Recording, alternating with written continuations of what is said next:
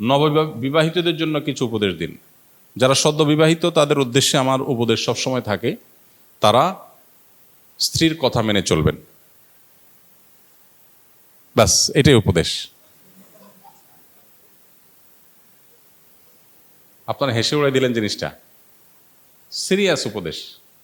আমি কোনো বিয়ে পড়ালে সাধারণত আমি নতুন জামাইকে বলি, বাবা সুখে থাকতে চাইলে বইয়ের হাতে বায়াত হয়ে মুরিদ হয়ে তার কথা মতো চলবা, ব্যাস শেষ। এটাই হলো পারিবারিক সুখ শান্তির মূল মন্ত্র। আমরা এর আগে কোথায় যেন বলেছিলাম যে আমাদের অফিসে যত মানুষ পারিবারিক দ্বন্দ্ব কলহ নিয়ে আসে, এগুলো নিয়ে যারা ওলামা একরাম যারা এগুলো সমাধান করেন, তাদের এক লাইনে কনক্লুশন হলো যে যত কেস তারা এই পর্যন্ত ডিল করেছেন, এই সব কেসের সামারি হলো, যেই ঘরে অনেক সময় আমাদের ওখানে স্বামী স্ত্রী আসে, দুজনের মধ্যে দ্বন্দ্ব থাকে, এগুলো মিটাবার চেষ্টা করে আলেমরা, কাউন্সিলিং করার চেষ্টা করেন।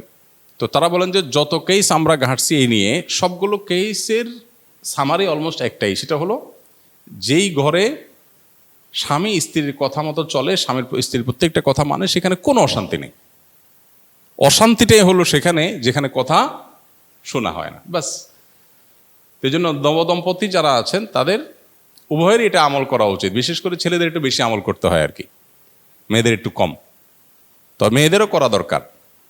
আর স্বামী হোক আর স্ত্রী হোক, যিনি জীবন সঙ্গীর কথা যত বেশি শোনার চেষ্টা করবেন, আল্লাহর নির্দেশে বাইরে বললে সেটা না, আল্লাহর নির্দেশের মধ্যে থেকে যত বেশি শোনার চেষ্টা করবেন, তিনি আল্লাহর কাছে তত প্রিয় পাত্র হবেন। মুত্তাকি হিসাবে তত ভালো মুত্তাকি হইতে পারবেন।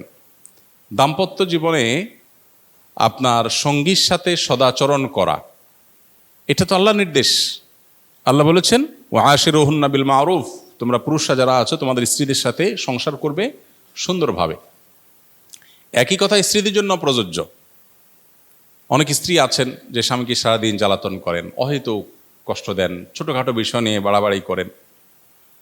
তো এখানে স্বামী স্ত্রী উভয়ের জন্য প্রযোজ্য যে নিজের সঙ্গীকে কত বেশি সন্তুষ্ট রাখা যায়। এখন সঙ্গীকে সন্তুষ্ট রাখতে গিয়ে বাবা মা নারাজ হয়ে যাচ্ছে কিনা, ভাই বোন নারাজ হয়ে যাচ্ছে কিনা, সেগুলো একটা ব্যাপার। তো এই জন্য ব্যালেন্স করাটা খুব গুরুত্বপূর্ণ। এই ব্যালেন্স করার জন্য কোরআন এবং হাদিসের জ্ঞান অর্জন করে কার কোনটা হক, কার কোনটা কর্তব্য, কার কোনটা অধিকার, সে জিনিসটা বোঝা এবং সেটা যথাযথভাবে আদায় করা, এটা হলো গুরুত্বপূর্ণ। আজকের বাস্তবতা, বিশেষ করে ভোগবাদী এই পৃথিবীতে আমাদের দাম্পত্য জীবনের সুখ নাই। ম্যাক্সিমাম মানুষের দাম্পত্য জীবনের সুখ নাই। বেশিরভাগ মানুষ সুখের অভিনয় করে। হ্যাঁ, সোশ্যাল মিডিয়াতে ফেসবুকে ছবি দেন বইয়ের, মানে কি তাদের মধ্যে মিল, এগুলার এজহার, এগুলার প্রকাশ সোশ্যাল মিডিয়া করান। আসলে বাসায় সারাদিন চুলাচুলি হয়, কিন্তু বাহিরে নাটক করেন কিসের? সুখের। ম্যাক্সিমাম মানুষই অবস্থা, মেজরিটি মানুষের মধ্যে দেখবেন যে সুখের অভিনয় করেন, আসলে সুখে নাই।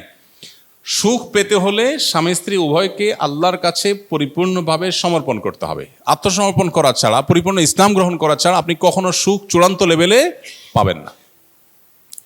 সুখের বিভিন্ন সংজ্ঞা হতে পারে, বিভিন্ন সংজ্ঞার আলোকে আপনি সুখী হইতে পারেন, কিন্তু চূড়ান্তভাবে যে মানসিক ফ্রেশনেস, এটা আপনার মধ্যে তখনই আসবে যখন আল্লাহর কাছে নিজেকে সুপর্দ করবেন। আল্লাহর কাছে সুপর্দ করলে লাভ কি হয় দেখেন। স্ত্রীর কথা কষ্ট পেয়েছেন, স্বামীর কথা কষ্ট পেয়েছেন, আপনি সবর করবেন, কারণ সবর করলে আল্লাহ কি দিবেন? বিনিময় দিবেন। আপনি এই কষ্টটাকেও আপনার একটা অর্জনের উপায় হিসাবে গ্রহণ করবেন। ব্যাস, এখানেই আপনার জন্য বিশাল বড় কি আছে? অপরচুনিটি আছে।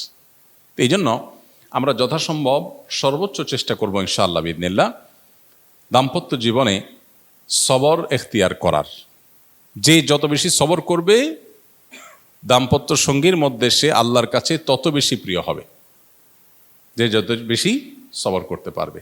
ভোগবাদী এই দুনিয়াতে আমরা বেশিরভাগ মানুষই অনেক বেশি অসহনশীল।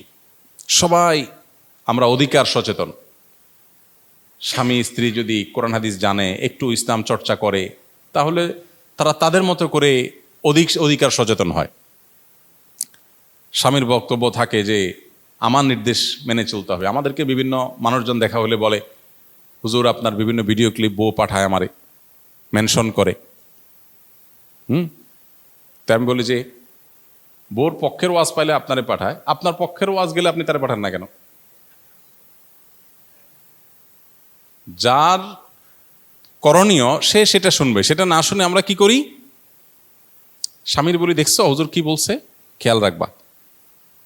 আবার স্বামী স্ত্রীকে বলে, দেখছো ইসলামে কি বলছে, খেয়াল রাখবা।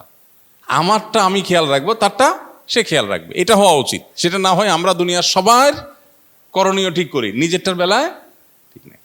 আমি আমারটা সঠিকভাবে আদায় করব, সে যদি না করে সে আল্লাহর কাছে বুঝবে, শেষ।